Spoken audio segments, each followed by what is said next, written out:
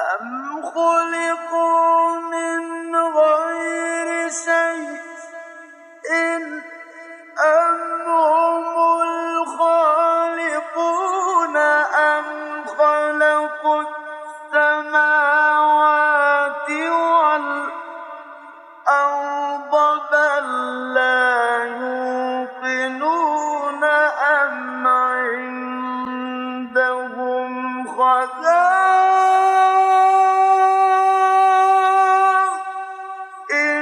ربك أم هم المسيطرون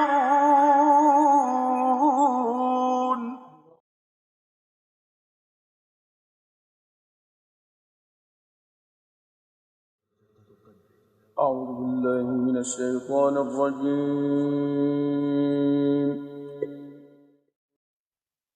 بسم الله الرحمن الرحيم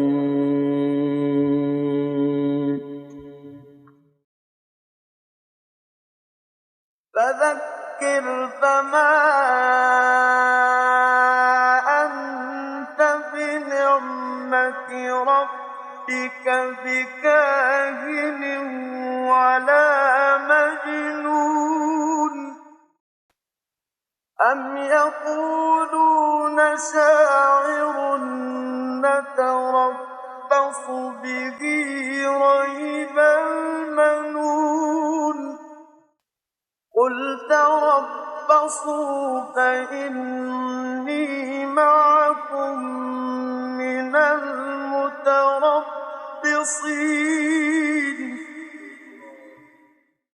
أم تأمرهم أحلامهم بهذا أم هم قوم طاغون أم يقولون تقوله بل لا يؤمنون فليأتوا بحديث مثله إن كانوا صادقين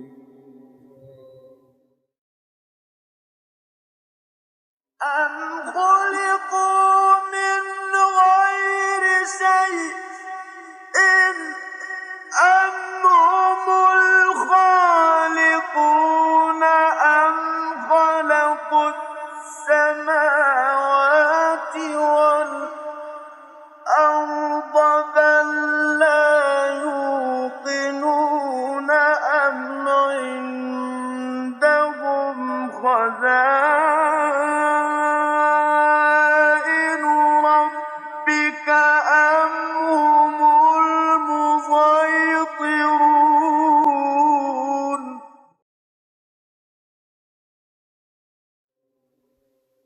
أم خلقوا من غير شيء أم هم الخالقون أم خلقوا السماوات والأرض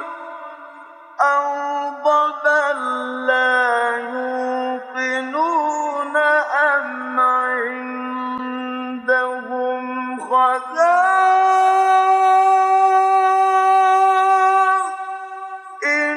ربك أم هم المسيطرون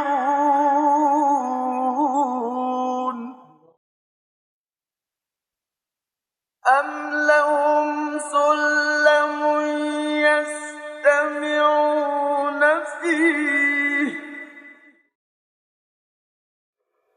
فليأت مستمعهم بسلطان مبين أم له البنات ولكم البنون أم تسألهم أجرا فهم من مغرم مثقلون أم عندهم الغيب فهم يكتبون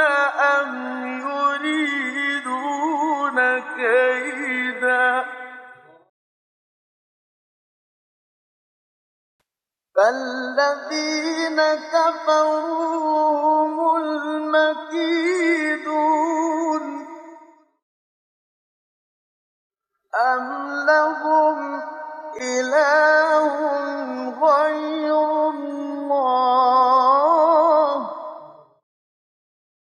سبحان الله عما يشركون. So all of these things that Allah Azza wa Jal brought against them, they can have no claim to it. They can't bring any proof for any of them. And they can't prove that they have the unseen, they write it down, and they can't say the Prophet ﷺ burdened them with debt. They can't claim to have a stairway by which they listen to the heavens. They can't claim that they are the ones that control the provision of Allah. They can't claim that they created the heavens and the earth. And all of these things, they have no claim to them at all, no way to claim them. Then in Surah Al-Tur, Allah subhanahu wa ta'ala describes Jahannam very vividly. And He describes Jannah also in great detail. And then He makes mention of the accusations that were leveled against Muhammad sallallahu alayhi wa sallam. They called him a poet, they called him a fortune teller, they called him a liar, they called him one who is seeking lots of wealth. They said this man maybe is interested in attracting the most beautiful of our women. Maybe he wants the power and he wants to be our leader, and so on. So Allah subhanahu wa ta'ala gives good news to Muhammad sallallahu alayhi wa sallam. And Allah subhanahu wa ta'ala makes it very, very clear to everyone that Rasulullah sallallahu alayhi wa sallam solely came to us with a message. And he will continue reminding, فَذَكِّرْ فَمَا أَنْتَ بِنِعْمَةِ رَبِّكَ بِكَاهِنٍ وَلَا مَجْنُونٍ. Continue reminding, O Rasulullah sallallahu alayhi wa sallam, because by the grace and virtue of Allah subhanahu wa ta'ala, neither are you a fortune teller, nor are you mentally disturbed as they are saying he is a madman. May Allah subhanahu wa ta'ala make us from amongst those who can listen to that which is good when it comes to us, and we can obey it because it comes from Allah subhanahu wa ta'ala, and may He not harden our hearts. Any misfortune of time, something bad to happen to you. We await something bad to happen to you in the future. And Allah subhanahu wa ta'ala says, is it that their uqul, their intellect and their minds command them to say this? This is a very, very strong rebuke, and it's a very powerful, like in language, it's a very powerful rebuke. The meaning is that what you're saying is nonsensical. And what you're saying doesn't make any sense to someone who has an aql, who has an intellect that is working. What you're saying doesn't make any sense. So ask them, do they claim that this statement that he's a poet is a logical statement that comes from intelligence and thought? It's not, right? What is it coming from? It's coming from hamiyya. It's coming from chauvinism. It's coming from pride. It's coming from emotional reaction. It's not something that they have considered and they said, we've balanced up the positives and negatives, and it seems like it's most likely that this is poetry. They're not saying it based on any kind of reasoning at all. So Allah says to them, is it that your intellect is commanding you to say this? Rather, they are a transgressing people. And if they believed, they would not say such a thing. Now, and they were challenged in multiple places. They were challenged in Surah Al-Tur to produce something like the Qur'an. And in Surah Hud, they're told, قُلْ فَأْتُوا بِعَشَرِ سُوَرٍ مِثْلِهِ مُفْتَرَيَاتٍ. Bring 10 surahs. You need to bring 10. So in this, they're told how much to bring. Bring the likes of this Qur'an. And in Surah Baqarah, they're told, فَأْتُوا بِسُورَةٍ. Bring one single surah. And it's getting, for them, easier and easier. Like, it's not getting easier for them. فَإِن لَمْ تَفْعَلُوا وَلَن تَفْعَلُوا. Never ever will they be able to do it. In the beginning, Allah said to them, bring a Qur'an like this. Then Allah said, you can't bring a Qur'an like this, no problem. Bring 10 surahs. 10 surahs is what? We memorize 10 surahs from the end of the Qur'an. The likes of Surah Al-Fil and Surah Quraysh, Surah Al-Ma'un and Surah Inna A'tainaka al-Kawthar. The small 10 surahs from the back of the Qur'an, bring like them. They couldn't do it. Until Allah Azza wa Jal said to them, Fa'tu bi surah. Bring one surah like it. Just bring something the likes of Inna A'tainaka al-Kawthar. فَصَلِّ لِرَبِّكَ وَانْحَرْ إِنَّ شَانِئَكَ هُوَ الْأَبْتَرُ وَالْعَصْرِ إِنَّ الْإِنسَانَ لَفِي خُسْرٍ. They couldn't bring it. أَمْ خُلِقُوا مِنْ غَيْرِ شَيْءٍ Let me see what As-Sa'di says about it, Rahimahullah ta'ala. The word min here doesn't mean they were created from nothing, they were created by nothing.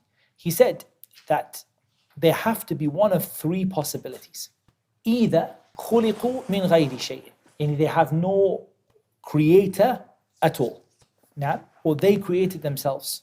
So then they must know that there was a creator for them that was not them. And that's the ayah brings it to that.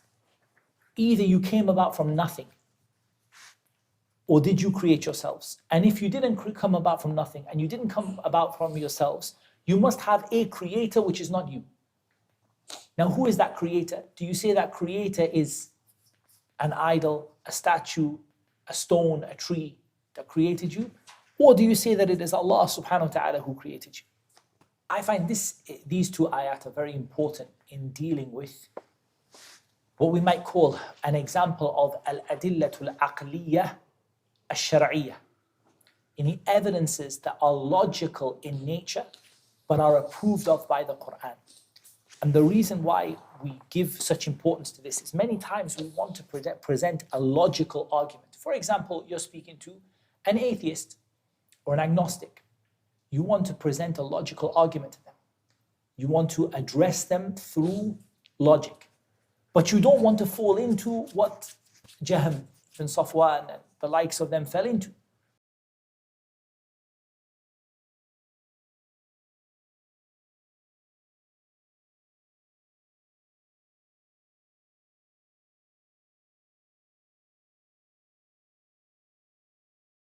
Whereby their logic was flawed and they ended up denying part of the Qur'an because of the fact that they built for themselves a framework of logical arguments that themselves don't stand up, they're not correct. And like Shaykh al-Islam says, they thought their argument was solid. They thought their argument was valid and strong. They didn't actually see that their logic was completely false. So to avoid this, you should use the logical arguments that are used in the Qur'an and the Sunnah.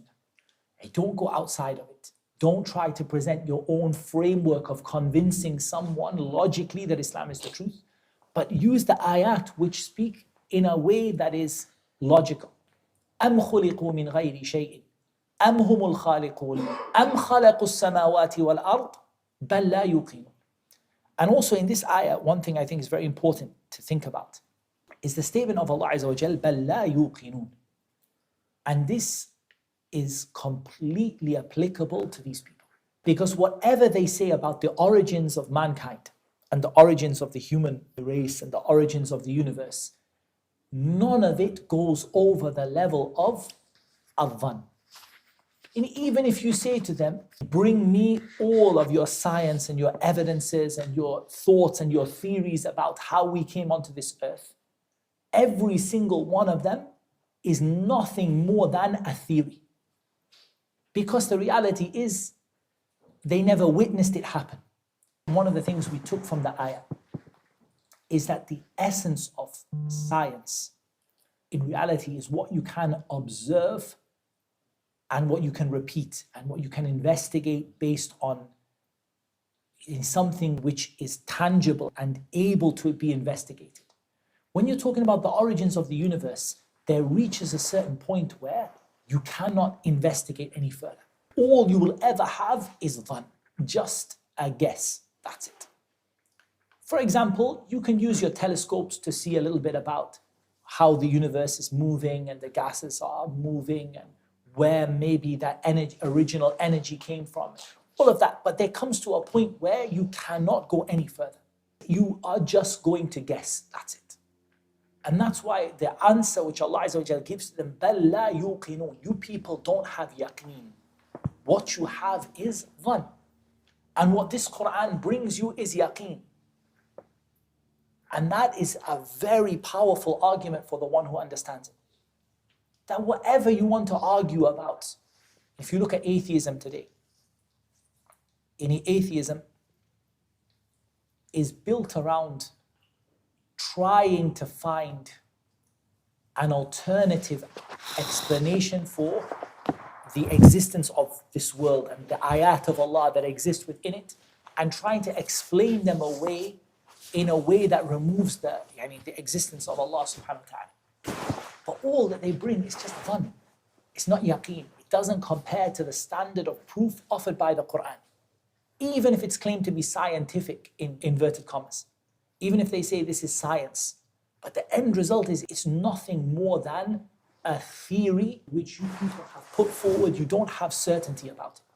Whereas the Muslim who reads the Qur'an, the miracle of this Qur'an, the miraculous nature of it, gives you certainty in it. So we can be 100% certain of what Allah told us in the Qur'an. Whereas these people, all they can do is guess about where they came from and come up with ideas and theories and things like that, but they cannot bring something which gives a person certainty because they were not there to observe it. And they cannot repeat it for themselves. And they cannot investigate it beyond a certain limit in time which Allah subhanahu wa ta'ala placed for them. So in reality, they don't have any way to give you certainty about it. So we say to them, how can you deny the existence of Allah when you don't have certainty? All you have is just a guess. And you let them produce a proof for what they hear. Because the prophets never asked payment from their people. So all of these things that Allah Azza wa Jal brought against them, they can have no claim to it. They can't bring any proof for any of them. And they can't prove that they have the unseen, they write it down, and they can't say the Prophet ﷺ burdened them with debt. They can't claim to have a stairway by which they listen to the heavens. They can't claim that they are the ones that control the provision of Allah. They can't claim that they created the heavens and the earth. And all of these things, they have no claim to them at all, no way to claim them.